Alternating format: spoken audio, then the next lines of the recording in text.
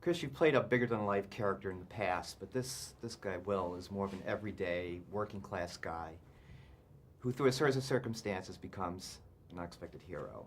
What are the pleasures, the interest of you to play an everyday guy versus a bigger-than-life? Well, I think,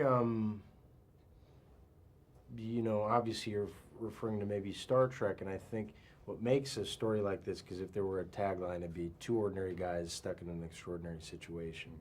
And I think what's appealing about that kind of story, the story of the reluctant hero, the person who doesn't know he's a hero yet but does become one, is that it resonates with all of us because, first of all, it's a story that's been told for so long and there's a reason why. And I think as an audience member, you go in and you see somebody that's simultaneously the vulnerable, insecure you who doesn't know if you can make that decision given the faced with the that kind of danger, but also that courageous, brave version of yourself, the best version of yourself if you were to take on that challenge. And I think that is what resonates with stories like that, like this.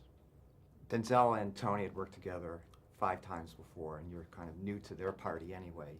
Was that daunting at first, or did you just feel embraced right away? And well, no, it was incredibly daunting, and Denzel, the prospect of working with Denzel was incredibly intimidating, and I've watched Tony's movies since I was 6 years old, so I knew I was late to the game, and indeed a yellow jacket newbie, but they never made me feel anything but welcome, and that my voice was as equally important as theirs.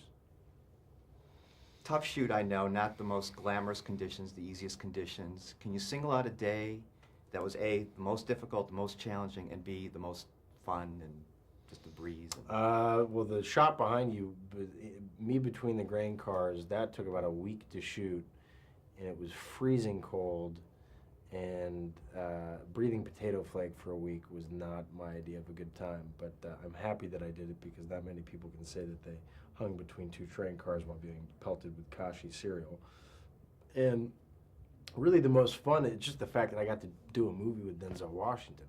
I'm going to walk away I'll remember this for the rest of my life. So I've had a lucky couple of years, so I'm very happy.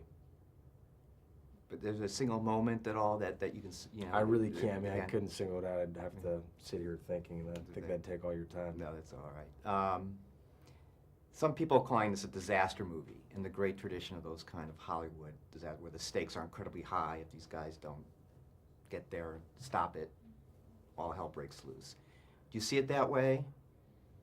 Yeah, in many ways, and I think maybe that it'll fill a niche, hopefully, because instead of like the asteroids coming to the Earth, which I guess could very well happen, this is something that is more everyday. This is something people have seen trains before, and it's a part of their lives, so the danger there maybe is a bit more palpable and tangible because it's again, these guys are guys that you'd see in your everyday life, and they're the people that work in factories and work in